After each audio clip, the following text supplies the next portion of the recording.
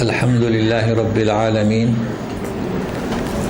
والصلاة والسلام علی سید المرسلین محمد وعلی آلہ وصحبہ اجمعین۔ آج کا ہمارا درس سورہ زمر کی 8ویں مجلس اور آیت نمبر 60۔ تو درس کے آغاز سے پہلے تمہید بتا دوں، چونکہ ہمارا جو اختتام عمل میں آیا تھا وہ مکمل بات نہیں ہوئی تھی، تو اس سے جڑ جائیں تھوڑا۔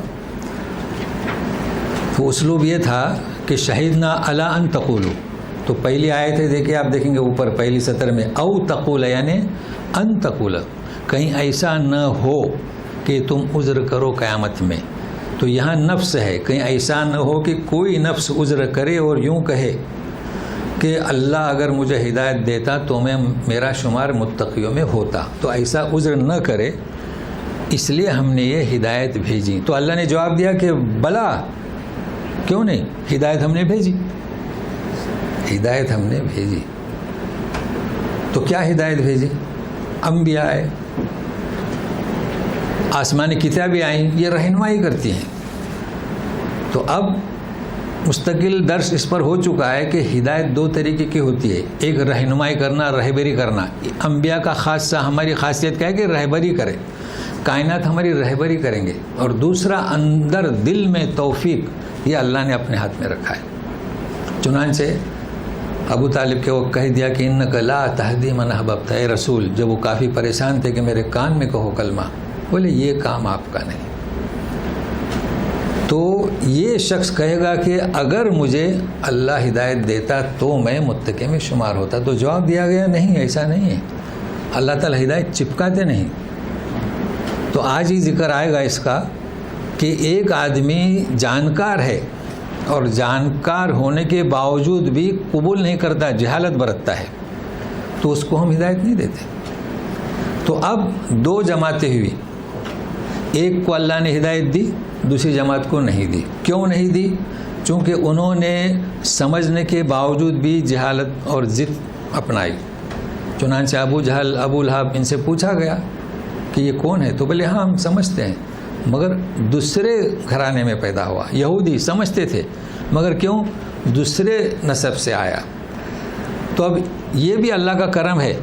اب میرے ساتھ رہیں، توجہ چاہتا ہوں اس 1 گھنٹے کے سفر میں، کہ جنہوں نے انکار کیا، جنہیں ہدایت نہیں ملی، تو اس وقت دنیا میں یہ بتلایا جا رہا ہے کہ قیامت کے روز تمہاری حالت کیا ہوگی، یہ بتایا جا رہا ہے۔ تو اسے ہم سنتے ہیں، یہاں سے درس شروع ہوگا۔ پھر اس کے بعد ہم اور آپ ہیں، تو ظاہر بات ہے کہ ہم کس پوزیشن میں رہیں گے، ہماری دلچسپی اور بڑھے گی اس سے۔ اور بہت کچھ باتیں ہیں، کچھ عناوین ہم نے بھیج دیے ہیں، سارے عناوین تو بھیج نہیں سکتے، وہ ایک صرف اشارہ ہے کہ اس قسم کا بیان ہوگا۔ تو اب سنیے، اعوذ باللہ من الشیطان الرجیم، وَيَوْمَ الْقِيَامَةِ تَرَى الَّذِينَ كَذَبُوا عَلَى اللَّهِ وُجُوهُهُمْ مُسْوَدَّةٌ أَلَيْسَ فِي جَهَنَّمَ مَثْوًى لِّلْمُتَكَبِّرِينَ۔ یہ جنہوں نے ایمان نہیں لایا اس کا بیان ہے، اس کی اگلی آیت میں ہمارا اور آپ کا۔ دیکھیں یوم پر زبر ہے، مطلب اس کا تعلق پچھلی آیتوں سے ہے کہ قیامت کے دن تَرَى الَّذِي، آپ دیکھیں گے، اس وقت اے نبی تم دیکھو گے، ہم دیکھیں گے ان لوگوں کو جنہوں نے اللہ پر جھوٹ باندھا، کذبوا علی اللہ۔ یہ ایک بات ہوئی۔ دوسری بات، وجوہہم، وجہ کی جمع، ان کے چہرے سیاہ ہو جائیں گے، کالے ہو جائیں گے، یعنی آپ دیکھو گے ان کے چہرے کیسے ہوں گے اس اللہ تعالیٰ کے سامنے جب روبرو ہوں گے، یعنی قیامت کے دن۔ اور قیامت کا دن بھی اس کے پہلے بیان ہو چکا ہے۔ عام طور پر لوگ کیا تصور کرتے ہیں کہ جب قیامت کے دن، یعنی جو آثار قیامت ہے نا، اسی کو قیامت کا دن سمجھتے ہیں۔ نہیں، قام و یقوم، اٹھ کھڑا ہونا، بعثت کے بعد، بعث کے بعد، جیسے کہ آج انشاءاللہ پہنچیں گے، جب دوسرا سور پھونکا جائے تو اٹھ کھڑے ہوں گے، وہاں سے قیامت شروع ہوگی۔ تو اللہ کے سامنے جب حساب کتاب کے لیے ہوں گے، اس دن کی بات ہو رہی ہے، یہ قیامت کے آثار کی نہیں، قیامت کا دن۔ تو ان کے چہرے پر کیا ہوگی؟ سیاہی. الیس فی جہنم، ایسے مجرم لوگوں کا ٹھکانہ کیا؟ جہنم ہے. تو اب اس میں 3 چیزیں سمجھنا ہے. ظاہر ہے کہ ایسے لوگ جنہوں نے جہالت سے کام لیا، ٹھکانہ کیا ہو سکتا ہے؟ اللہ کے ساتھ شریک کیا، جہنم. تو کذبوا سے مراد کیا؟ اللہ پر کیا جھوٹ باندھا؟ بہت سارے جھوٹ باندھے، گزشتہ بھی بیان ہو چکا ہے، آج دوسرے بیان کر رہا ہوں. سب سے جھوٹ کی جو انہوں نے جرأت کی، اور کس نے؟ جن کے پاس کتاب سماوی تھی. تو آل عمران کی 181 آیت میں آپ جائیں گے تو انہوں نے قالوا ان اللہ فقیر ونحن اغنیاء. کیسی جرأت کی؟ جب احکام نازل ہوئے زکوٰۃ کے، صدقے کے، من یقرض اللہ قرضا حسنا، جو اللہ کو قرض دے تو ہم اس کو اضعاف دوگنا کریں گے. تو وہ اللہ، ان کا بھی، یہودیوں کا بھی اللہ، ہمارا بھی اللہ. مگر چونکہ محمد صلی اللہ علیہ وسلم کے منہ سے یہ آیتیں نکلی تو کہتے ہیں کہ قالوا ان اللہ فقیر ونحن اغنیاء.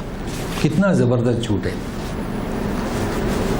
اب خیال رکھنا چاہیے کم از کم آپ لوگوں کو، اگر آپ کی سانس رک گئی نماز میں یا پڑھتے پڑھتے قالوا، تو ان اللہ سے شروع نہیں کر سکتے آپ. اگر آپ نے ان اللہ سے شروع کیا، ان اللہ فقیر، اس کا مطلب آپ خود کہہ رہے ہیں ان اللہ فقیر، تو ملانا چاہیے. تو اس کا بھی خیال رکھا جائے. اس کا باب ہے کہاں رکنا، کہاں سے شروع کرنا. دوسری بات انہوں نے جو ہے کہی ہے وہ بھی کچھ عجب سی بات ہے. یہودیوں نے سورہ مائدہ 64 آیت میں ید اللہ مغلولہ، اللہ کے ہاتھ بندھے ہوئے ہیں. تو ایسی جرأت کرنے والوں کو کیا سزا ہو سکتی ہے؟ الیس فی جہنم مثوی للمتکبرین. جی اب دوسرا پہلو سنیے گا، کیا؟ وجوہہم مسودہ، چہرے پر سیاہی ہوگی، کالا ہو جائے گا. تو سنیے، کالا چہرہ کب ہوتا ہے؟ بھائی کالا چہرہ جو ہوتا ہے نا، کبھی کبھی آگ جھلسا دے چہرے کو، تو آگ کے جلنے سے بھی چہرہ کالا ہو سکتا ہے، یہ بھی اس کا سبب ہے. دوسرا، خوف اور رسوائی، یہ بھی سبب بنتا ہے چہرہ پر سیاہی چھا جانے کا. تیسرا، قلب کے اندر جو اس کے سیاہی ہے، شقاوت، بدبختی، اس کا بھی اثر. اب یہ ہم نے آپ کو بتایا اس کا ترجمہ، اس کے معنی، مگر یہ معنی ہے کہاں؟ ہمارے ساتھی گھبراتے ہیں، کہتے ہیں کہ معنی بھی ایسے کریں جو کتاب میں لکھے ہوئے ہیں. اب آپ جانتے ہیں کہ ترجمے میں ایسے معنی آپ کو بتاؤں گا کہ اس ترجمے سے اس کا حق ادا نہیں ہوتا، تو کیا وہی ترجمہ کریں؟ اب میں آپ کو بتاتا ہوں، بلکہ میرا ایک پیغام رہتا ہے، آپ پریشان نہ ہو، قرآن خود ڈکشنری ہے. اب جو میں نے آپ کو معنی بتائے، اس کا میں ریفرنس کیا دے رہا ہوں؟ سورہ نحل آیت نمبر 58، اس کا ترجمہ موجود ہے. اور اسی پر مجھے ایک پیغام بھی دینا ہے، جو ہمارے یہاں غلط تصور ہوتا ہے، سوال ہوتے ہیں مجھ سے، وہ ہے سورہ نحل کی 58 آیت، وَإِذَا بُشِّرَ أَحَدُهُمْ بِالْأُنثَىٰ، یہ ایک، ظَلَّ وَجْهُهُ مُسْوَدًّا وَهُوَ كَظِيمٌ. دیکھیے کیا ترجمہ ہے. جب کسی کو لڑکی ہونے پر مبارکباد دی جاتی ہے تو اس کا چہرہ سیاہ ہو جاتا ہے، کالا ہو جاتا ہے. کیوں؟ وَهُوَ كَظِيمٌ، دل کے گھٹنے کی وجہ سے گھٹ جاتا ہے نا دل. تو اس کا ترجمہ ہے کہ نہیں موجود؟ قرآن کی ڈکشنری بھی ہے. تو یہ صرف بتایا کہ کیوں دل سیاہ ہوتا ہے. خوف، رسوائی، دل میں قدرت، وہ چاہتا تھا کہ لڑکا ہو، لڑکی ہوئی. تو لڑکی ہونا بھی رزق ہے، لڑکا ہونا بھی رزق ہے. اچھا، ایک مسئلہ اس میں عجب سا ہے کہ جب میاں بیوی جاتے ہیں کہیں لڑکی ہوئی تو خاص کر خواتین مبارکبادی نہیں دیتے، بس ایسی چلے جائیے اور گفٹ دے کر آ جائیے. تو قرآن میں کیا کہتا ہے؟ بشر احدہم بالانثیٰ. لہذا اس مسئلے کو نوٹ کر لیں، لڑکا ہو لڑکی ہو، بشارت دی جائے. ہم اردو میں کیا کہیں گے بشارت کو؟ مبارکبادی. تو یہ دو پہلو اس کے تھے، آپ کو میں نے اس سے واضح کیا. اب خاص توجہ چاہتا ہوں، اس لیے کہ ہمارا آپ کا ذکر ہے. تو سنیے گا وَيُنَجِّ اللَّهُ الَّذِينَ اتَّقَوْا بِمَفَازَتِهِمْ لَا يَمَسُّهُمُ السُّوءُ وَلَا هُمْ يَحْزَنُونَ. اس آیت میں خاص توجہ دیں، اور اس کے بعد والی میں تو بطور خاص اور خاص چونکہ اللہ کا ذکر ہے. تو سنیے ترجمہ یہ ہے کہ اللہ تعالیٰ نجات دیں گے جنہوں نے پرہیزگاری اختیار کی. بِمَفَازَتِهِمْ، اب اس کا ترجمہ مختلف کیا ہے، کسی ترجمے سے مطلب واضح نہیں ہوتا ہے، اور یہ ہمارا ذکر ہے تو اس کو میں کوشش کروں گا سمجھانے کی. نہیں چھوئے گی انہیں کوئی برائی اور نہ وہ غمزدہ ہوں گے. دیکھیے پہلے تو مفازتہم ہے نا، بروایت حفص عاصم، ان کے ایک ساتھی ہیں شعبہ، تو انہوں نے پڑھا ہے بمفازاتہم، فرق ہوا نا جی. ان کے ساتھ میں حمزہ اور کسائی، تو 2 ان کے ساتھ ہوئے، تو 7 میں سے بچے کتنے؟ 5. تو 5 ہمارے جن کے ہم قرات کرتے ہیں ان کے ساتھ ہیں. تو 7 قراتیں کتنے گروپ میں ہوئی، پڑھی جانے لگی؟ 2 گروپ میں. بمفازتہم بمفازاتہم، یہ صرف آپ کو علم ہو کہ کیا ہے سبا اور سبا و عشرہ کیا ہے یہ. تو سنیے اب مفاز کو سمجھنا ہے، یہ ہمارے لیے ہے، ہمارا مفاز ہے. کسے کہتے ہیں مفاز؟ دھیان دے، فاز یفوز فوزن، کامیاب ہونا. فاز یفوز سیگے جو ہے نا 14، یہ کس سے بنے؟ فوج سے بنے. فوج مصدر، اور مفاز بھی مصدر سے بنا. اس میں میم زیادہ لگا دیا گیا. دیکھیے مفاز، اس قرات میں نہیں جائیں، مفازات مفازات ایک ہی معنی ہوتے ہیں، لیکن یہ فوج سے بھی بڑا ہے اور یہ ہمارا ہے انشاءاللہ. تو کیسے سمجھے؟ کیا کامیابی؟ کسی نے کہا کامیابی کے نجات دی، کامیابی سے نجات دی، اسباب سے نجات دی، مکان میں، مختلف ترجمے ہوئے. تو میں آپ کو بتاتا ہوں اصل میں ہے کیا. ذرا غور کریں کہ کیا ہے ہمارے لیے اس میں، اور پھر نجات. پہلے اسے سمجھیں. دیکھیے فوج کسے کہیں گے؟ مصدر، فوج سے مفاز بڑا ہے. دیکھیے اللہ تعالیٰ فرماتے ہیں سورہ احزاب میں، من یطع اللہ ورسولہ فقد فاز فوزا عظیما. فوج کے ساتھ عظیمہ لگا، مفازہ کے ساتھ کچھ ہے نہیں ہے. تو کیا مطلب؟ ابھی اور سنیں. ایک عام بات کی گئی، جنرل بات، کہ جو اللہ اس کے رسول کی اطاعت کرے گا اسے بڑی کامیابی. لیکن اور چلیے سورہ بروج میں ان الذین آمنوا وعملوا الصالحات لهم جنات تجری، اب جنت کا ذکر ہوا. اب کیا ہے؟ ذالک الفوز الکبیر. فوج کے ساتھ کیا ہے؟ کبیر. مفازہ کے ساتھ ہے کچھ نہیں. تو کبیر کا کیا مطلب؟ ایسی کامیابی جس سے بڑھ کر کوئی کامیابی نہیں. اس لیے کہ ذکر ہوا نا جنت کا. ہاں چلیے ایک مسئلہ اور بتاؤں، بہت کم لوگ جانتے ہیں. ہم کہتے ہیں اللہ اکبر، نماز میں کہتے ہیں نا، تو اکبر اور کبیر میں کیا فرق ہے؟ بھائی ہم کہتے ہیں اللہ اکبر، کیوں اللہ کبیر نہیں کہتے نماز میں؟ تو اکبر جہاں ہم کہیں گے اس کا مطلب سب سے اللہ بڑا کہتے ہیں نا، تو سب سے وہ سے کون ہے؟ ہم اقرار کرتے ہیں نماز کا. اس پیغام کو سن لیں، کن سے بڑا؟ ہمارے امام سے، ہمارے حاکم وقت سے، ہمارے شیخ سے، ہمارے کیا اسے کہتے ہیں مرشد سے، ہر ایک سے، پٹیل سے، سرپنچ سے، ہر ایک سے اللہ بڑا ہے. یہ ہم نماز میں کہتے ہیں. تو جب اللہ سب سے بڑا ہے ہم جانتے ہی نہیں اللہ اکبر، پھر سوچتے ہیں یہ نماز میں بسم اللہ نہیں کہا، یہ رفع دین نہیں کیا، یہ آمین. اس کا مطلب ہے کہ ہم اللہ اکبر کے معنی نہیں جانتے. بہرحال یہ تو ایک ضمناً یہ پیغام ہے. اصل مجھے سمجھانا ہے کہ اللہ اکبر اور هو الکبیر، کبیر کا مطلب کیا؟ اس سے بڑا کوئی نہیں، آخری درجہ، سب سے بڑا نہیں. دو بہت فرق ہے. تو اللہ تعالیٰ کیا فرماتے ہیں؟ ذالک الفوز الکبیر. جنت، اس سے بڑھ کر کوئی کامیابی نہیں. مگر سن لیجئے یہ کیا ہے؟ میم کا اضافہ اور آسان کر دیتا ہوں، ہماری بات ہے نا، اس لیے الم یجد کا یتیمن فآوا، فا کو ہٹا دیجئے، فا کے معنی کیا؟ پس اے رسول یتیم تھا ہم نے ٹھکانہ دیا. کیا ٹھکانہ دیا؟ جب تک ماں زندہ تھی تو ماں کی گود میں تھے، پھر کہاں چلے گئے؟ دادا کی گود میں گئے، پھر کہاں گئے؟ چاچا کی گود میں گئے. تو میم نہیں ہے، سب سے بڑی گود نہیں. دیکھو بچہ جب پیدا ہوتا ہے تو ماں کی گود میں جاتا ہے، آوا، یہ سب سے بڑی گود نہیں. بچہ کتنے سال ماں کی گود میں بیٹھتا ہے؟ کتنے سال؟ 8 سال کا ہوا تو جم میں بیٹھتا ہے. یہ جم گزشتہ درس والے سمجھتے ہیں. پھر جب بڑا ہو جائے تو بازو میں بیٹھتا ہے. تو یہ کیوں سمجھا رہا ہوں؟ یہ جو بغیر مصدر میمی کے وقتی طور پر ہمیشہ نہیں، مگر اس کو ہمیشہ دیکھیے میم لگا دیجیے سورہ نازیات میں. اللہ اللہ. وَأَمَّا مَنْ خَافَ مَقَامَ رَبِّهِ وَنَهَى النَّفْسَ عَنِ الْهَوَىٰ.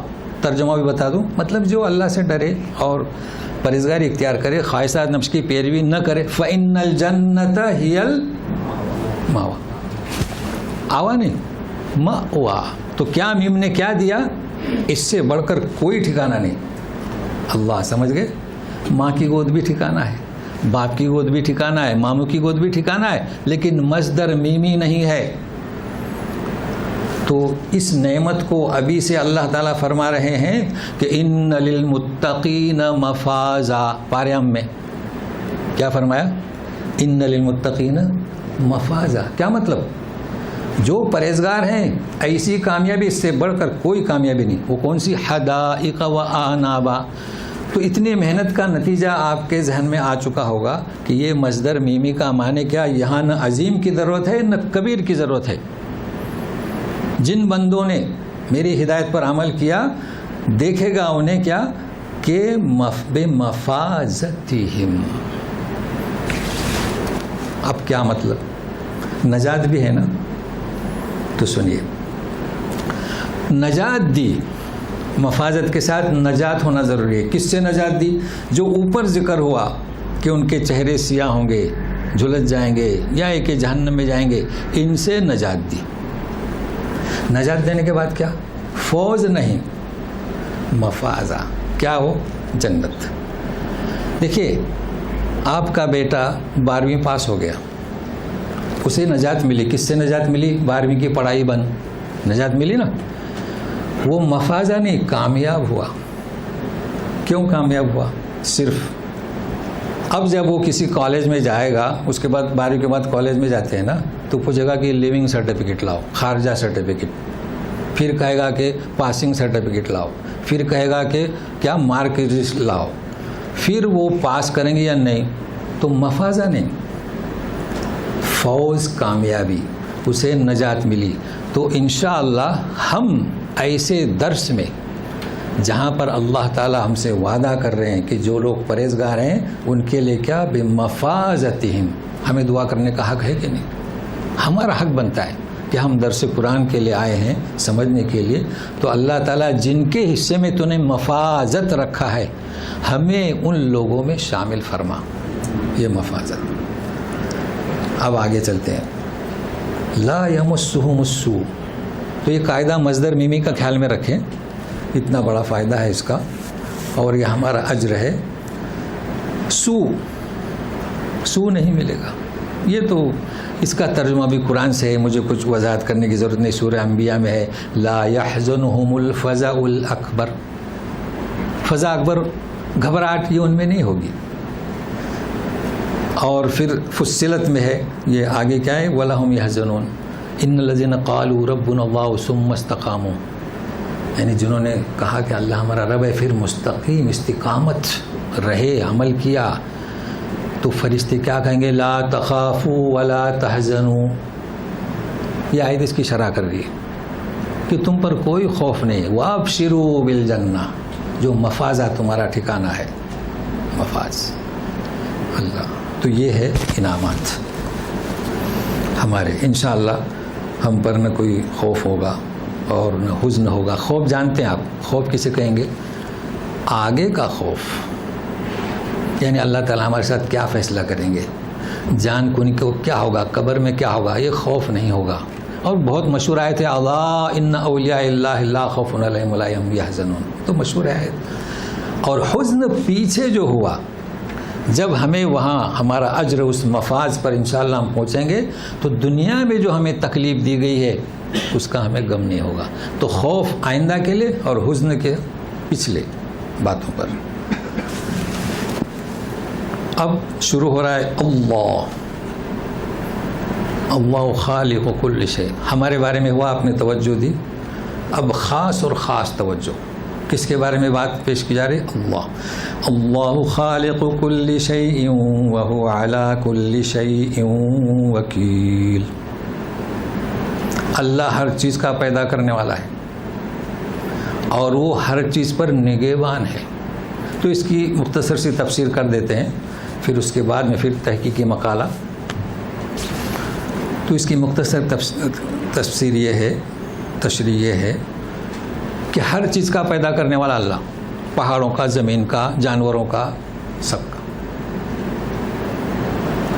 اور پیدا کرنے کے ساتھ ساتھ وہ محافظ بھی ہے۔ وکیل کسے کہیں گے؟ جب آپ کسی چیز سے عاجز ہوں تو آپ کی کوئی حمایت کرے۔ بھائی کورٹ میں جاتے ہیں تو وکیل کیوں رکھتے ہیں؟ بھائی جج کے سامنے ہم بول نہیں سکتے تو وکیل۔ تو اللہ تبارک تعالیٰ کیا فرماتے ہیں کہ میں ہی تمہارا خالق ہوں، جب تم وکیل کو لائیں گے تو اس کا بھی میں خالق ہوں، میں ہی کافی ہوں تمہارے لیے نگہبان۔ قبر کے اس برزخی عالم میں، قیامت کے دن، نفخ اولیٰ پر، ثانیہ پر، ہر جگہ پر میں تمہارا نگہبان ہوں۔ مگر کب نگہبان ہو سکتا ہوں؟ جب کہ میری ربوبیت کو، الوہیت کو تسلیم کر لو، یہ کہا جا رہا ہے۔ اچھا، دوسری چیز، جب ہر چیز کا پیدا کرنے والا میں ہوں تو پھر تم کس کی پرستش کر رہے ہو؟ گائے کی، بیل کی، سانپ کی، پہاڑ کی؟ عجب حالت ہے۔ انگار کی؟ تو مجوسی نے دو خدا بنا دیے، ایک پیدا کرنے والا، ایک مارنے والا۔ کسی نے ایک دینے والا، ایک لینے والا، کسی نے بیماری سے شفا دینے والا۔ تو اللہ تعالیٰ فرماتے ہیں کہ نہیں، ہر چیز کا خالق اللہ تعالیٰ ہے، لہٰذا آپ اپنی ہی مخلوق کی عبادت اور پوجا نہ کریں۔ یہ تفسیر ہوئی۔ تحقیقی مقالہ آپ سنیے گا، توجہ دیں۔ کیا مطلب خالق و کل شیء؟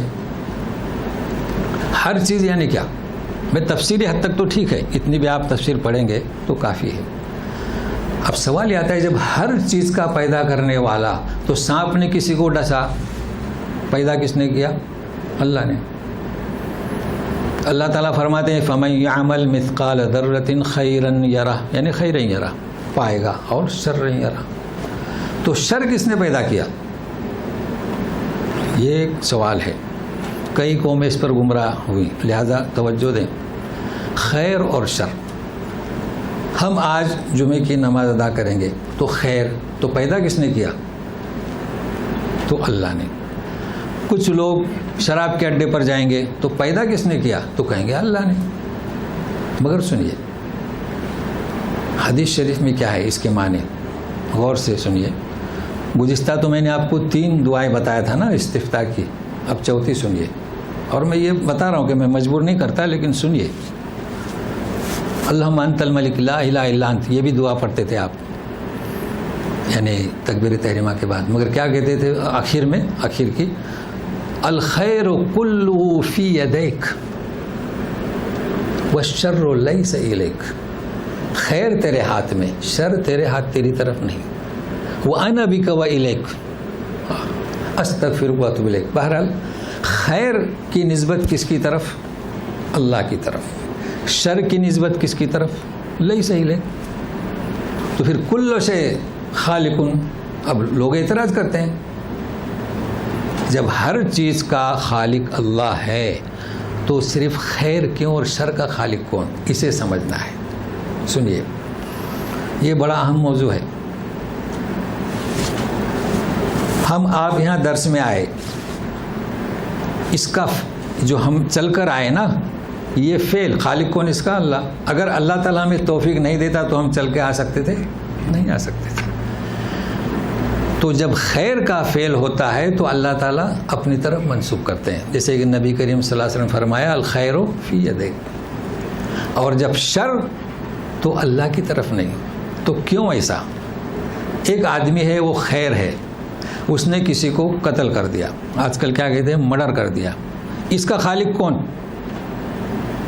یہ ہے سوال۔ اس میں خیر تھا، اس لیے ہم کیا کہتے ہیں قل اعوذ برب الفلق من شر ما خلق، جو برائی پیدا کی اس کے شر سے نہیں، ایسا ترجمہ نہیں کرنا اگر کہیں ہوگا بھی تو۔ جو چیزیں پیدا کی ہیں، ابھی انسان کو پیدا کیا اس کے شر سے، اس نے کسی کا مرڈر کیا یہ شر ہے، اس کا خالق اللہ نہیں۔ بات واضح ہو گئی؟ یہ عقیدے کی بات ہے لیکن ہمیں سمجھنا چاہیے۔ لیکن اس خیر شر کو لے کر، اس آیت کو لے کر علامہ ابن سیرین نے خواب کی تعبیر کا ایک اصول بنایا، وہ آپ کو بتانا چاہتا ہوں۔ کیا بنایا؟ اصول۔ آپ جانتے ہیں کہ تفسیر میں بھی اصول رہتا ہے، حدیث میں بھی اصول رہتا ہے، اب یہ عقائد کا اصول ہے، ورنہ آرام سے کہہ دیں گے کہ ہاں تو برائی کا فعل بھی خالق اللہ ہے، نہیں، برائی آپ کی طرف سے۔ تو ابن سیرین کی بات پیش کرنے سے پہلے کچھ اور واضح کر دوں کہ اختیار اللہ نے دیا ہے انسان کو، سمجھ رہے ہیں نا؟ تو اختیار سے جب آپ بد اختیار کرتے ہیں اس کے ذمہ دار آپ ہیں، وہ اللہ کی طرف منسوب نہیں۔ چلے ابن سیرین نے کیا کہا، یہ بات جو میں بتا رہا ہوں نا، یہ اصول کی، اس کو دھیان میں رکھیے، آپ کے کئی خواب جو ہے آسان ہو جائیں گے۔ دیکھیے لوگ ایک تو خواب کی کئی قسمیں ہیں، اضغاث و احلام جانتے ہیں، میں پہلے بھی بتا چکا ہوں کسے کہتے ہیں، تھوڑا سا اشارہ کر دوں۔ اضغاث احلام، اور ایک خواب طبیعی نارمل، اور ایک خواب خیر و شر مکس، یہ اصول ہے۔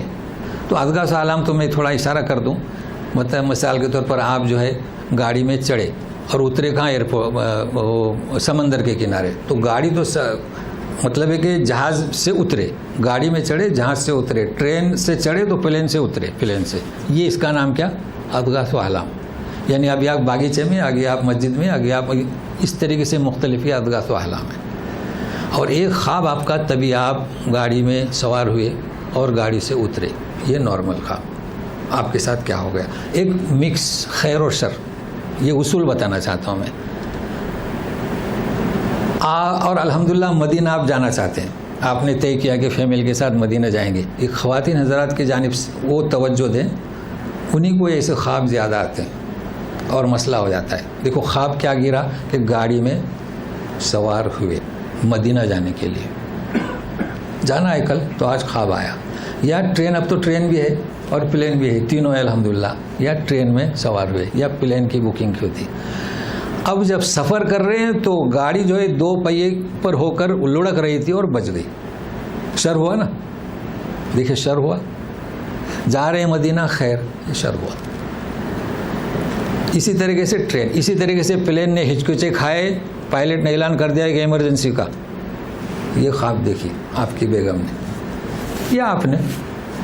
پھر کیا دیکھ رہے ہیں کہ عین اقامت جب ہو رہی ہے حرم شریف کی تو آپ وہاں کھڑے ہیں، یا اذان ہو رہی ہے آپ وہاں کھڑے ہیں۔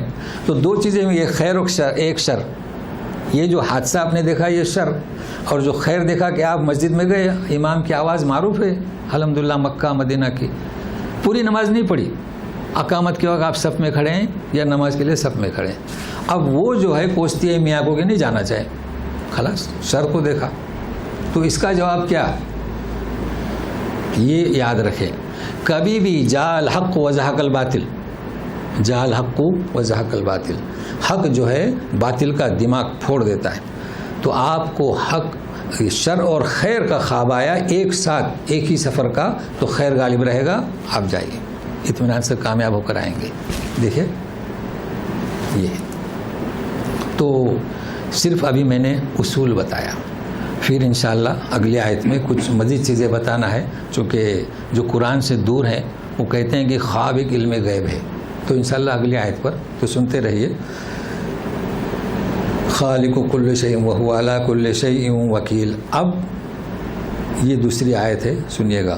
لہ مقالید السماوات والارض والذین کفروا بآیات اللہ اولئک هم الخاسرون۔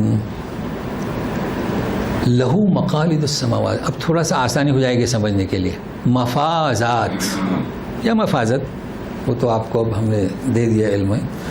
مقالید کیا ترجمہ کیا مقالید کا؟ اسی کے لیے کنجیاں ہیں، جبکہ ہمارے پاس کوئی ترجمہ نہیں ہے، یہی ترجمہ کر سکتے ہیں.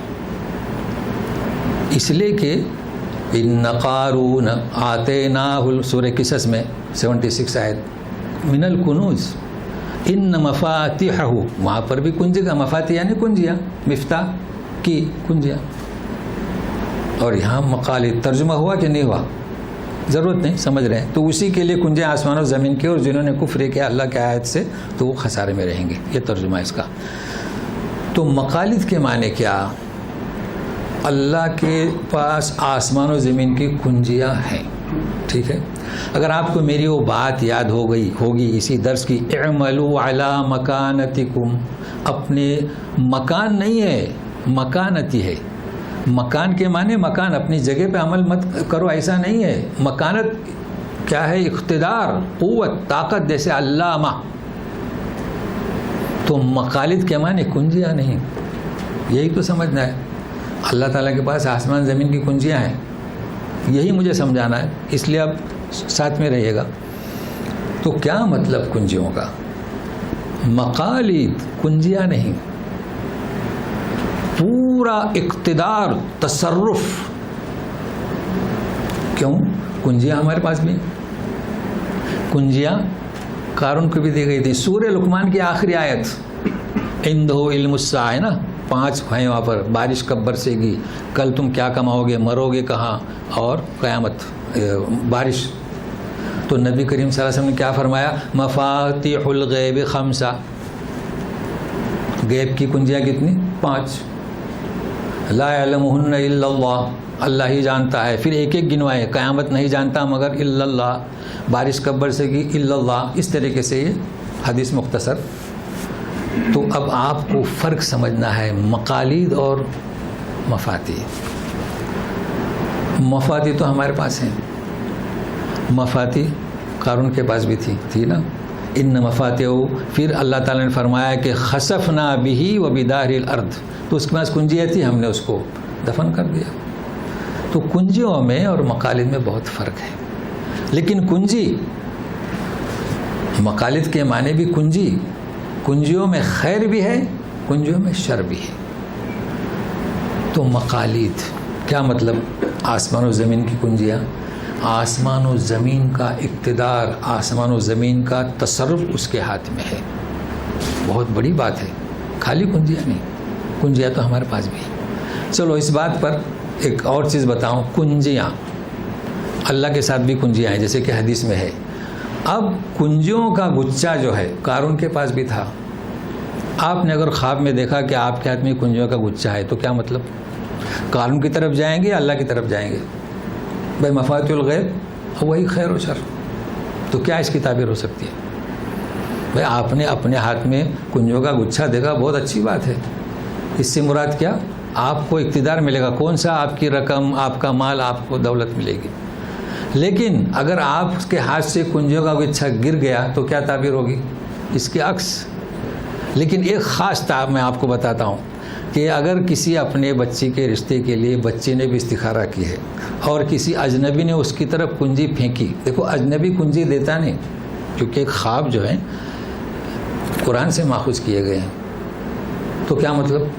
وہ ابھی اجنبی ہے جس کے لیے استخارہ کیا ہے، اس نے ڈال دی، مطلب آپ کی وہ اپنا پورا اقتدار آپ کے ہاتھ میں دینے والا ہے. تو یہ خیر کا استخارہ ہوا. بہرحال اب جو یہاں پر میں آپ کو پیغام دینا چاہتا ہوں وہ یہ ہے، غور سے سنیں، کہ جو لوگ قرآن سے دور رہتے ہیں وہ سمجھ نہیں پاتے کہانت کیا ہے اور تعبیر خواب کیا ہے. تعبیر خواب ہمیشہ قرآن سے جڑی رہتی ہے، اس میں کوئی قیاس نہیں. حضرت عمر رضی اللہ تعالیٰ عنہ نے ایک خواب دیکھے کہ کھجوریں کھا رہے ہیں. نبی کریم صلی اللہ علیہ وسلم سے ہی دریافت کیا، چونکہ آپ صلی اللہ علیہ وسلم فجر کی نماز کے بعد رخ پھیر کے بیٹھتے تھے. یا اللہ کے رسول، میں نے خواب میں دیکھا کہ کھجوریں کھا رہا ہوں. فرمایا ذاک حلاوت الایمان، ایمان کی مٹھاس. کیسے تعبیر دی؟ کتابوں میں لکھا ہوا ہے محمد و احمد صلی اللہ علیہ وسلم.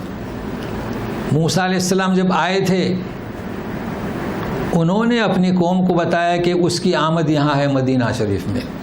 دیکھیے مکہ مدینہ میں کوئی فرق نہیں. کیوں؟ کھجوروں کے درخت کی کثرت.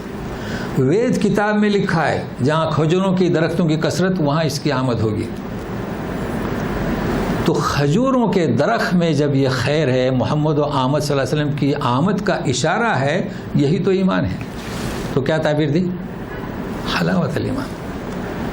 اب آپ اس کو کہہ رہے ہیں کہ جو خواب کی تعبیر علم غیب ہے. نہیں، آپ قرآن سے ٹچ نہیں ہیں. قرآن سے یہ چونکہ آپ جانتے نہیں، اس لیے آپ، کئی لوگ یہاں ہیں ابھی تو مجھ سے کہتے ہیں کہ آپ توحید کا بیان کیوں نہیں دیتے. توحید کا بیان تو قرآن کیا ہے؟ جیسے کہ اگلی آیت میں آئے گا، توحید کا مرکز کیا؟ قرآن. دعوت کا مرکز کیا؟ قرآن. تو پھر یہ کیسے کہہ سکتے ہیں آپ توحید کی دعوت کیوں نہیں دیتے؟ بغیر قرآن کے توحید شروع کریں.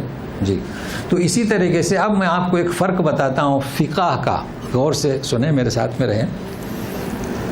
سورہ مائدہ سورت کا نمبر ہے 5، آیت نمبر ہے 6. اب یہاں کیا غلطی کر جاتے ہیں؟ میں کہہ رہا ہوں 6 تو 7ویں آیت پڑھیں گے، جبکہ معلوم ہونا چاہیے کہ قرآن شریف میں سیریل شروع میں نہیں ہوتا ہے، آخر میں ہوتا ہے. تو آپ 5 کے بعد پڑھیں آیت، یعنی 6 سے پہلے. تو کیا آیت ہے؟ دیکھیے فرق بتا رہا ہوں تعبیر میں اور فقہ میں. یا الذین آمنوا اذا قمتم الی الصلاۃ، ساتھ میں رہیے، خاص توجہ چاہتا ہوں. فاغسلوا وجوہکم ہے نا پہلا فرض، وایدیکم الی المرافق دوسرا، وامسحوا برؤوسکم تیسرا، اور چوتھا وارجلکم. 4 فرض ہوئے. قرآن شریف میں وضو کے کتنے فرض ہوئے؟ 4. کیوں؟ اللہ نے بیان کیے. ٹھیک ہے، اب سنیے، ساتھ میں رہیے. فقہ کسے کہتے ہیں؟ اس لیے مجھے شک ہوتا ہے کہ انہوں نے منسوب کیا. ایسا امام کہہ سکتا ہے؟ ابھی میں آپ کو واضح کر رہا ہوں، لیکن کچھ لوگ بضد کرتے ہیں. ترتیب سے ہوئے.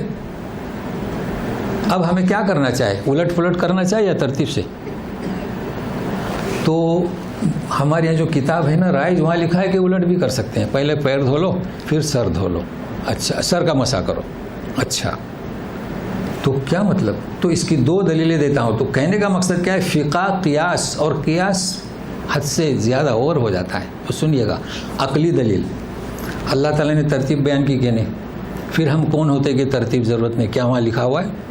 اچھا، جب کسی سے منع کرتے ہیں تو کہتے ہیں کیا اللہ کے رسول نے فرمایا؟ جیسے جب ہم کہتے ہیں کہ قربانی جو ہے دوسرے ملک میں جا کر مت کرو، تو کیا اللہ کے رسول نے منع فرمایا؟ یوں کہتے ہیں. تو کیا اللہ تعالیٰ نے فرمایا کہ الٹ پلٹ کرو؟ ایک عقلی دلیل ہے. چلو نقلی دلیل، نقلی یعنی اثر صحابہ کی. آپ جانتے ہیں صفا مروہ کیا ہے؟ یہ حضرت حاجرہ دوڑی تھی. کہاں پہلے دوڑی؟ کوئی بتا سکتا ہے؟ اس وقت ویڈیو اور کیمرے تھے. بھائی پانی کی تلاش میں گئی تو کہاں چڑھی پہلے؟ صفا پر چڑھی یا مروہ پر؟ ہاں نہیں، یہ تو ابھی میں سوال کر رہا ہوں، سمجھے نا؟ وہ کہاں چڑھی؟ کیسے آپ کو معلوم؟ ہاں سمجھ رہے ہیں نا؟ تو جب وہی پوائنٹ میں سمجھا رہا ہوں. اچھا، دوسری بات یہ کہ پہلے تو صحابہ نے اعتراض کیا کہ یہاں تو مورتیاں تھیں. کیا تھیں؟ مورتیاں تھیں. تو آیت نازل ہوئی، ان الصفا والمروۃ من شعائر اللہ فمن حج البیت او اعتمر فلا جناح علیہ ان یطوف بہما. مسئلہ ختم ہو گیا کہ آپ بلا کراہت کے. لیکن اب شروع کہاں سے کریں؟ ہے نا؟ تو کیا فرمایا اللہ کے رسول نے؟ نحن نبدأ بما بدأ اللہ. یہ میں سنانا چاہتا ہوں. وہ تو ہم جانتے ہیں سب، مگر وضو میں کیوں نہیں جانتے پھر؟ کیا؟ اور آپ لوگ وہ دعا بھی پڑھتے ہوں گے، اس میں کیا لکھا ہے؟ جب آپ صحیح کرنے جاتے ہیں تو ابدأ بما بدأ اللہ، یعنی میں وہاں سے شروع کروں گا جہاں سے اللہ نے شروع کیا. پھر وضو میں کیوں فتوے دیتے ہیں کہ ہمارے امام صاحب نے کہا کہ الٹ سلٹ کر لو؟ یہ پیغام دینا چاہتا ہوں. تو پہلے کیا کریں گے؟ ہاتھ، پھر نہیں، پہلے چہرہ، پھر ہاتھ، پھر مسح. اچھا، دوسری چیز، اگر اللہ کو ترتیب مقصود نہ ہوتی تو اس میں 3 جو اجزاء ہیں وہ دھونے کے ہیں، چہرہ، ہاتھ اور پیر، تو ان کو ایک ساتھ بیان کرتے اور پھر مسح کو بیان کرتے. ترتیب مطلوب ہے، اس لیے بیچ میں مسح بیان کیا. سمجھ رہے ہیں نا چیز کو؟ چلیے، اب آپ اعتراض کریں گے تو کہ نبی کریم صلی اللہ علیہ وسلم تو پہلے ہاتھ دھوتے تھے، پھر کلی کرتے تھے، پھر ناک صاف کرتے تھے. تو اب کیا ہوگا؟ اب اس کا جواب کیا ہوا نا؟ الجھن میں ڈال دیا. سنیے گا، ہاتھ کا دھونا چہرے کے دھونے میں سے ہے. بھائی ہاتھ گندے رہتے ہیں تو پہلے ہاتھ دھو لو. اب جب منہ سے کلی کرو، اس لیے کہ چہرہ دھونے کے بعد کلی کریں گے تو غلاظت باہر آئے گی دانتوں کی. ناک میں بھی غلاظت ہے، پہلے ہی صاف کر لو. تو ہاتھ کا دھونا اور کلی کرنا، دانتوں کی صفائی کرنا، ناک کی صفائی کرنا کس ضمن میں سے ہے؟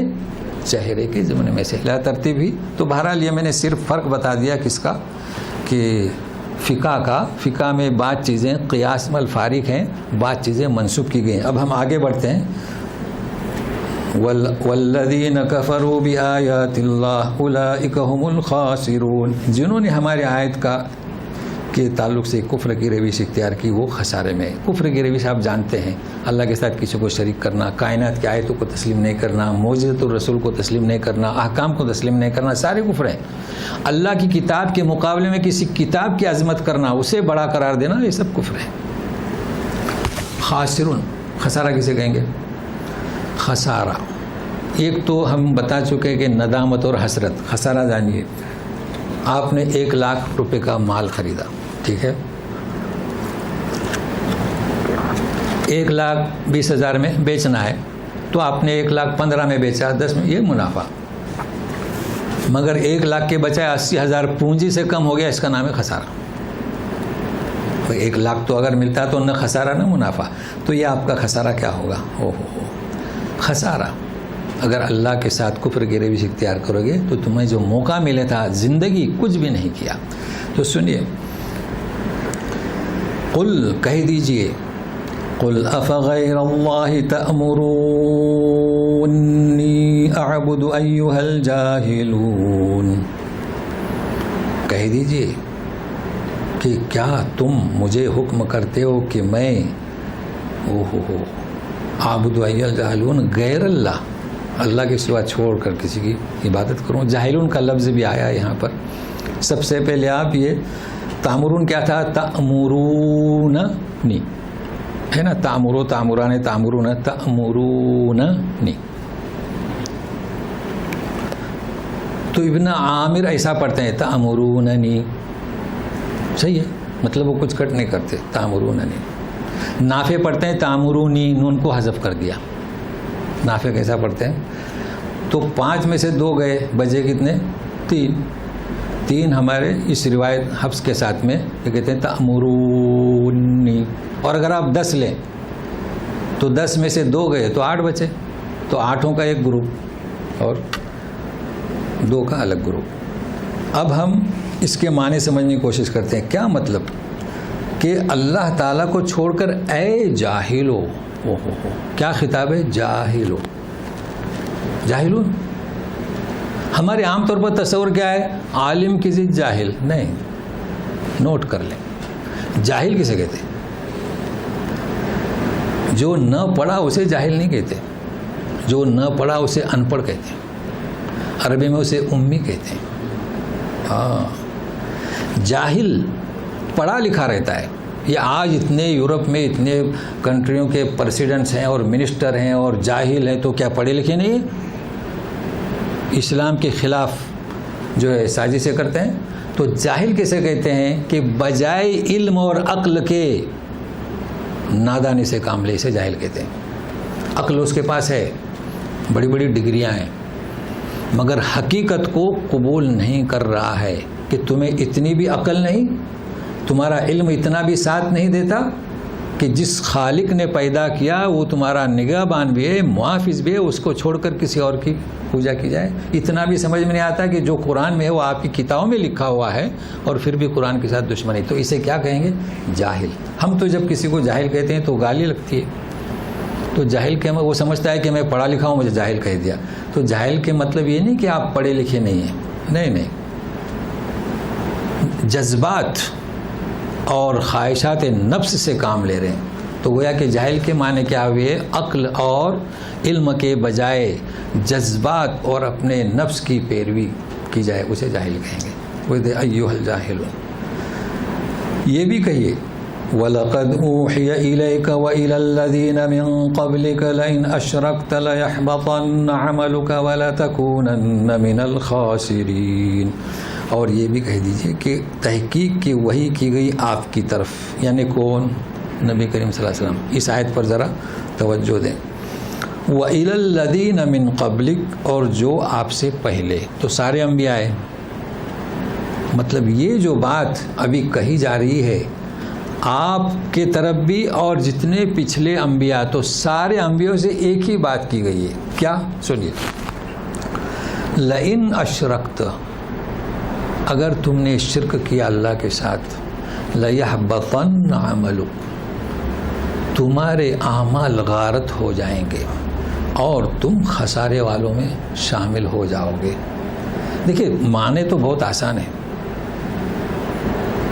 پہلی بات یہ ہے کہ حبط کے معنی کیا؟ لیحبطن، ایک ہوتا ہے ضائع ہونا، ایک ہوتا ہے خسارہ۔ حبط کے معنی کیا؟ حبط کے دیکھو، حبطت اعمالهم فی الدنیا والآخرہ ہے، کئی جگہ پہ استعمال ہوا ہے۔ ان کے اعمال دنیا آخرت میں غارت ہو گئے۔ اللہ کے لیے کوئی عمل کیا جائے شرک کے ساتھ، اللہ کے لیے کوئی عمل کیا جائے شرک کے ساتھ، اسے کہتے ہیں غارت ہو گیا۔ اللہ اللہ بھائی، گناہ ہوتا ہے، ایک گناہ، نیکی کرو مٹ جاتا ہے، توبہ استغفار کرو اللہ تعالیٰ بخش دیتے ہیں، مگر شرک کے ساتھ توجہ کہاں جاتے ہیں؟ مشرکین مکہ اللہ کو مانتے تھے، من خلق السماوات والارض اللہ، من خلقکم اللہ، حج کرتے تھے، طواف کرتے تھے، حاجیوں کو پانی پلاتے تھے، مگر بت رکھتے تھے۔ تو پھر ہم کیا کرتے ہیں؟ خالی وہی حبطت اعمالهم۔ اگر یہ بات کہی جائے تو بڑی تلخ لگتی ہے۔ ہمارے یہاں کیا ہوتا ہے؟ اللہ اکبر اذان ہوتی ہے، رسالت کے اذان، اشہد ان محمد پڑھتے ہیں نا رسول اللہ، سب ہوتا ہے، اللہ کے لیے نماز پڑھتے ہیں، مگر اس کے ساتھ کیا کرتے ہیں؟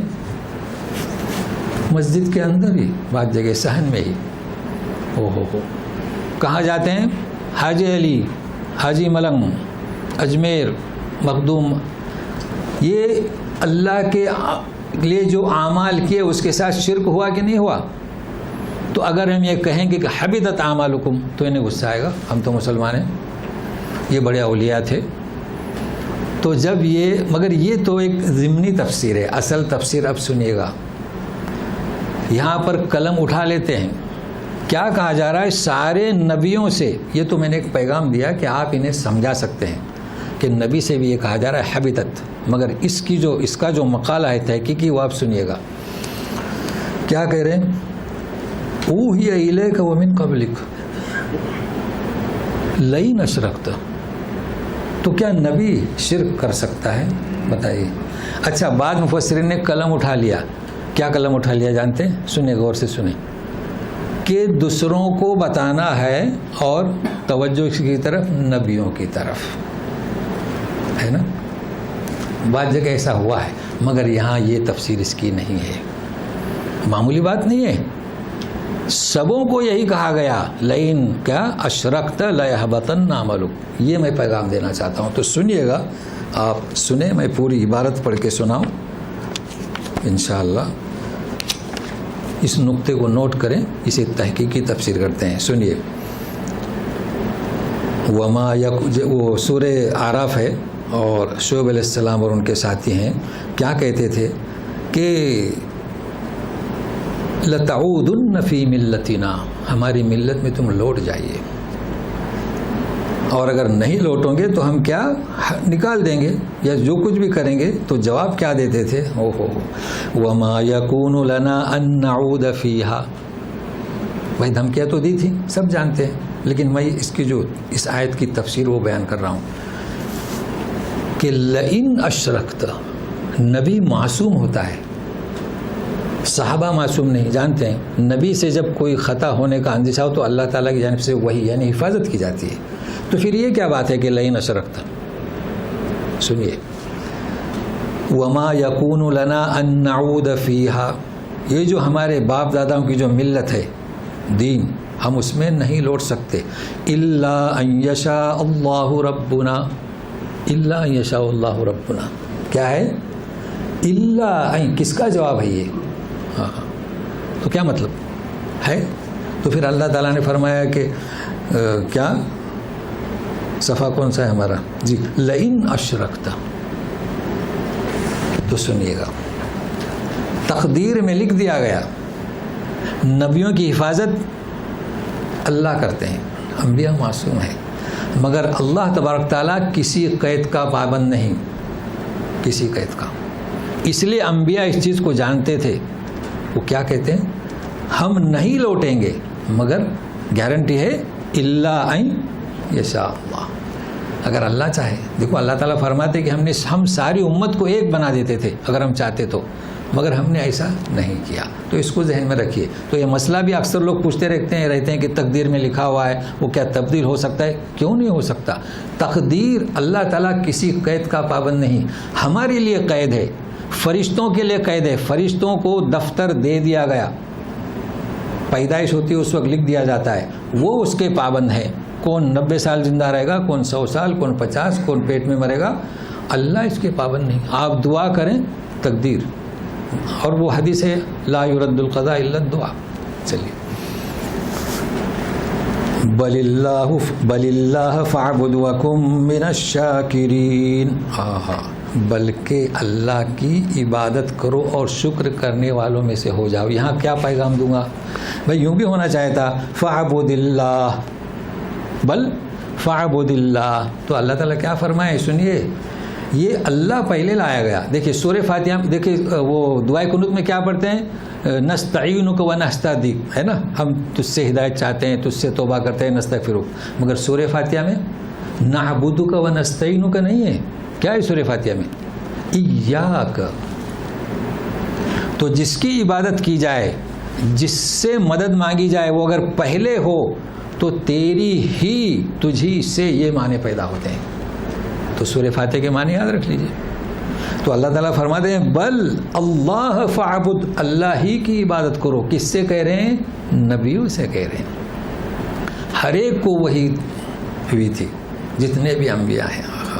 وَكُن مِّنَ الشَّاكِرِينَ، شکر کرنے والوں میں شامل ہو جاؤ.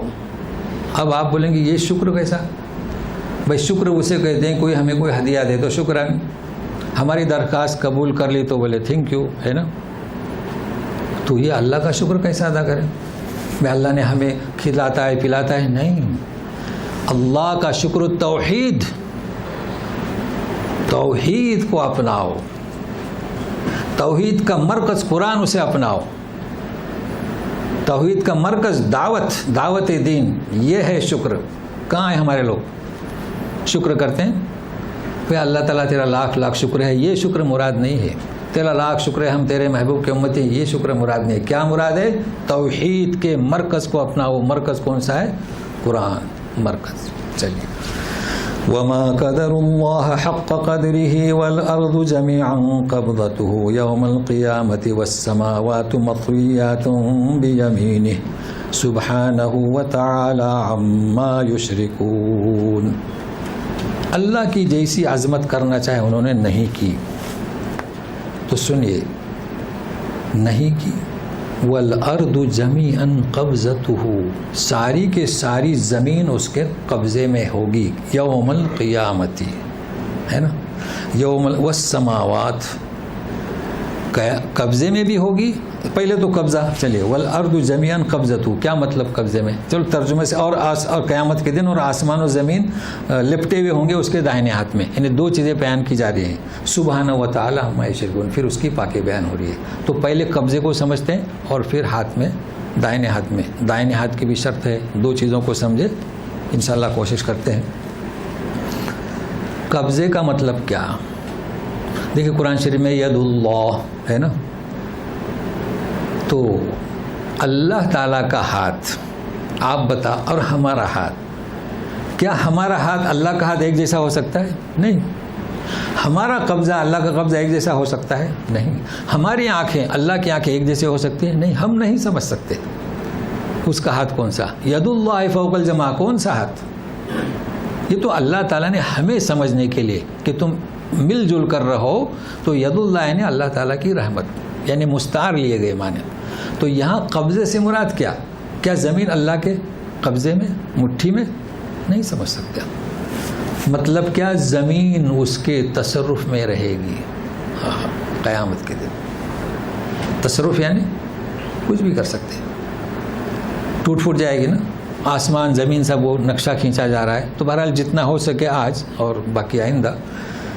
تو قبضے سے مراد اس کے اور یہ منظر کون سا؟ وَيَوْمَ الْقِيَامَةِ، قیامت کے دن کا ذکر ہو رہا ہے. یوم تبدل الارض مثلہن، زمین بھی تبدیل کر دی جائے گی، یہ وہ زمین نہیں رہے گی، آسمان ٹوٹ پھوٹ جائے گی۔ اس میں کئی سوالات ہیں، آپ عجلت نہ کریں، اگلی 2 آیتوں میں یہی بیان ہے پورا، تو وہ سوالات کے جوابات خود بخود مل جائیں گے۔ آسمان ٹوٹے گا، زمین ٹوٹے گی، لوگ کہاں رہیں گے، تو یہ کئی سوالات ہیں، مگر ابھی سنتے رہیے۔ اچھا یہ مطویات کیا ہے؟ یہ لپٹے جائیں گے، آسمان لپٹے جائیں گے داہنے ہاتھ میں۔ سنیے، آپ کا بچہ ہے، گیند اس کے دائیں ہاتھ میں ہے اور دوسرا بچہ اس کے بائیں ہاتھ میں، دونوں میں فرق ہے۔ پہلے لے لیں، ایک بچے کے بائیں ہاتھ میں گیند ہے، آپ اسے کہیں گے پھینکو تو اس کو ٹائم جائے گا، وہ دائیں ہاتھ میں لے کر پھینکے گا، یہ مراد ہے۔ باقی اللہ تعالیٰ کا نہ کوئی دہنا نہ کوئی بہانہ ہم نہیں سمجھ سکتے، وہ دائیں ہاتھ میں لپٹے ہوئے جب بھی چاہے تصرف کر سکتے ہیں، یہ مراد ہے۔ تو یہاں صرف یہی سمجھو کہ اس سے مراد اللہ تعالیٰ کا تصرف۔ اب قیامت کے دن آسمان کیا ہوں گے، زمین کیا ہوگا، تو آ رہا ہے، درس چلتا رہے گا۔ سبحانہ وتعالی عما یشرکون، اللہ تعالیٰ پاک ہیں، کس سے پاک ہیں؟ بہت بلند ہیں جس سے یہ شریک کر رہے ہیں۔ انہوں نے کیا کہا؟ فقیر، انہوں نے کیا کہا؟ مغلول، انہوں نے کیا کہا؟ اللہ کا شریک۔ تو ان ساری باتوں سے جو لوگ اللہ کو شریک مان، اللہ کے ساتھ کسی کو شریک کرتے ہیں، مگر ہم کس سے کہیں؟ سب سے پہلے تو ہم مسلمان جو ہے اللہ کے ساتھ شریک کرتے ہیں، اور شفاعت کرنے والا ہم خود ہی طے کر لیتے ہیں۔ اللہ تعالیٰ ان چیزوں سے پاک ہے، شفاعت ہے عقیدے کے اندر، لیکن وہ منزل الذی یشفع الا باذنہ۔ تو بہرحال یہاں تک ہم پہنچ گئے۔ اب اس کے بعد وہ نفخ فی الصور ہے، آگے کیا ہے میں بتا دیتا ہوں کہ سور پھونکا جائے گا پہلا، پھر سور پھونکا جائے گا دوسرا، اور پھر دیکھو زمین واشرقت الارض بنور ربہا، زمین منور ہو جائے گی، تو زمین ٹوٹ پھوٹ جائے گی، پھر زمین منور ہوگی، آسمان ٹوٹ پھوٹ جائے گا۔ تو کئی باتیں ہیں جو آپ کو پیش کرنا ہے، تو ایک بات ہم صرف بتاتے ہیں، سنیے۔ وَنُفِخَ فِي الصُّورِ فَصَعِقَ مَن فِي السَّمَاوَاتِ وَمَن فِي الْأَرْضِ إِلَّا مَن شَاءَ اللَّهُ ثُمَّ نُفِخَ فِيهِ أُخْرَى فَإِذَا هُمْ قِيَامٌ يَنظُرُونَ۔ اس کو مختصر سا سمجھا دیتے ہیں، پھر درس یہیں سے شروع ہوگا کہ سور پھونکا جائے گا تو بے ہوش ہو جائیں گے جو آسمانوں میں اور زمین میں ہیں۔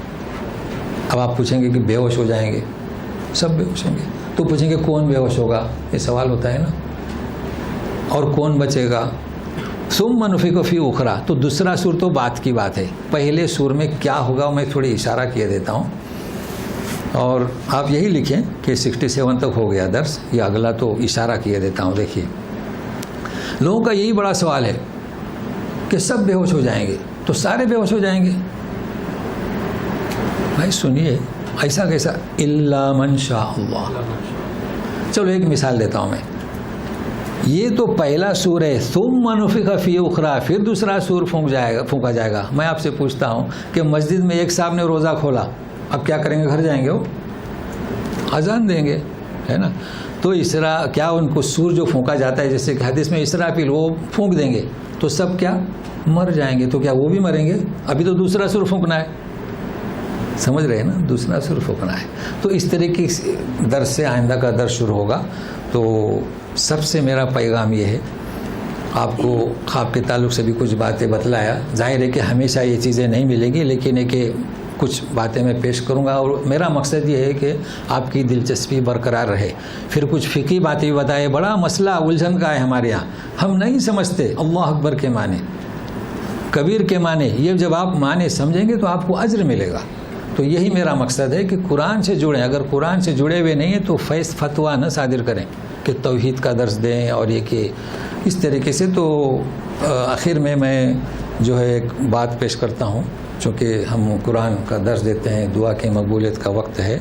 ہمارے یہاں جو ایک صاحب آتے ہیں یہاں پر، آپ کے لیے مشروب لاتے ہیں، گرم چائے، جی احمد علی، اچھا نام سب جانتے نہیں اس لیے میں نے کہا مشروب لاتے ہیں، وہ بھی ایک دلچسپی کا باعث ہوتا ہے، لوگ چائے پیتے ہیں تو نیند سے نجات ملتی ہے، ان گنونگی سے، جھونکے لگانے سے، اچھی بات ہے۔ تو اب ظاہر ہے کہ ہمارا بھی ایک فرض بنتا ہے ان کے حق میں، چونکہ ابھی وہ اچانک وہ تو شادی کر کے آ چکے تھے نا بیٹی کی، ہم دعا کیے تھے الحمدللہ، تو اچانک وہ ان کا ایک بیٹا اور ایک بیٹی، ایسی شدید حالت میں جسے نام کیا اس کا ڈینگو بخار کچھ ایسا مرض لگا ہے، تو ابھی تک ہاسپٹل میں ہے. تو اللہ تعالیٰ آپ آمین کہو کہ اللہ تعالیٰ شفا دینے والا تو ہی ہے، تیرے سوا اور کوئی نہیں ہے.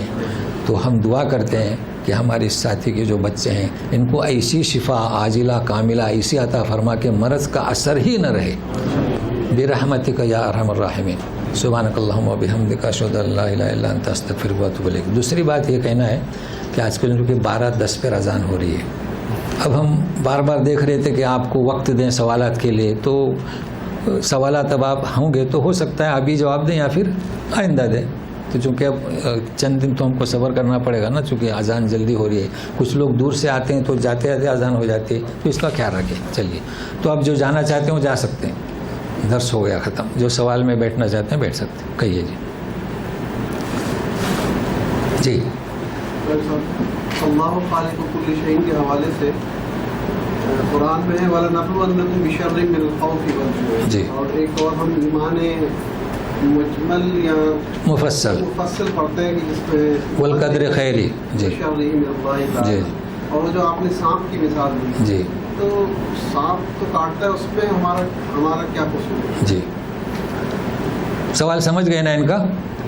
سوال تو دہرانے کی ضرورت نہیں نا، کہ اللہ تعالیٰ فرماتے ہیں وَلَنَبْلُوَنَّكُم بِشَيْءٍ مِّنَ الْخَوْفِ وَالْجُوعِ. اس کو شر نہیں کہتے. کیوں؟ ہم آزماتے ہیں. بھوک، پیاس، مال کا تلف ہونا، جانوں کا ضائع ہونا، یہ شر نہیں. کیوں شر نہیں؟ یہ چیزیں دوسروں کی عبرت کے لیے. سمجھ رہے ہیں نا اس چیز کو؟ تو اللہ تبارک تعالیٰ جو بھی اس دنیا میں جو امتحان، اب دیکھیے ایک پلین کیا ہو گیا، گر گیا، جی ان کا کیا قصور؟ اس کا نام شر نہیں. ایک نابینا ہے تو اللہ تعالیٰ نے اسے نابینا رکھا، یہ شر نہیں، دوسروں کی عبرت کے لیے. تو یوں یاد کیجئے کہ اگر کوئی سو ہے ہمارے نظر میں وہ بھی خیر ہے. دوسرا سانپ، ٹھیک ہے نا، یہ جتنے بھی جانور پیدا کیے اللہ تعالیٰ نے شر نہیں. دیکھو چھپکلی کیا کھاتی ہے نا پرندے. بلی کیا کھاتی ہے. تو یہ جانور اس لیے ہیں کہ دوسرے جانوروں کو کھاتے جائیں. اب یہ کہ آپ کے مکان میں چھپکلی ہے، آپ کے اوپر غلاظت اس نے پھینک دی، تو یہ شر ہے. تو یہ تقدیر کے تعلق سے آپ جو کہہ رہے ہیں نا والقدر خیری و شرری من اللہ تعالیٰ والبعث بعد الموت، تو تقدیر میں جو کچھ آپ کے لکھا ہوا ہے یہ شر نہیں، بلکہ شر آپ اپنا اختیار کرتے ہیں. تو اس کی نسبت کس کی طرف ہے؟ آپ کی طرف ہے. اور حدیث میں نے پیش کیا الخیر کلہ فی یدیک والشر لیس الیک. بہت اچھا. چلیے، شبہ تو زائل ہو گیا. ویسے بھی آپ کر سکتے ہیں بھی. چلیے اور کچھ. الیاس سب خاموش ہیں، سوال کریں، آئندہ جواب دیا جائے گا، ایسا کچھ نہیں. ہاں بتایا جا رہا کہ وہ لیکن نتیجہ کیا بتا رہیں گے متکبرین. جی. کس اور صفات کا کوئی آپس میں تعلق ہے کہ یہ اللہ کو جھٹلا ہے اور کہہ رہے ہیں کہ چھوٹوں کا انجام میں بتا دو، کبر کرنے والوں کا انجام بتا دو. یہاں مکذبین کیوں نہیں ہے؟ مکذبین کیوں ہے؟ ہاں مکذبین کیوں نہیں ہے. جی جی. ان کا سوال سمجھے نا کہ بات چل رہی تھی کذبوا علی اللہ، ہے نا. تو گزشتہ یہاں پر ہے فکذبت بہا واستکبرت. جواب اسی آیت میں ہے فکذبت بہا، آیت نمبر 59. فکذبت بہا واستکبرت، تو نے جھٹلایا. جھٹلانے والا جھٹلاتا کیوں ہے؟ اپنے آپ کو بڑا سمجھتا ہے. جب ہم دعوت دیتے ہیں، آپ جا کے دعوت دیں آپ کے بستی میں، تو بولیں گے آپ کو تو اتنی عمر ہونے کے بعد بھی اے او ہی کریں گے. ارے یہ میرے سامنے پیدا ہوا، اس کو کیا؟ تو استکبرتا، اپنے آپ کو بڑا جانا. لہٰذا مکذبین کے بجائے نتیجے میں کیا لایا؟ اصل نتیجے کیا؟ متکبرین. بہت اچھا. تو ماشاءاللہ دونوں سوال صحیح رہے. اور بھی ہوں تو آپ بھیج دیں. برحمتک یا ارحم الراحمین. جی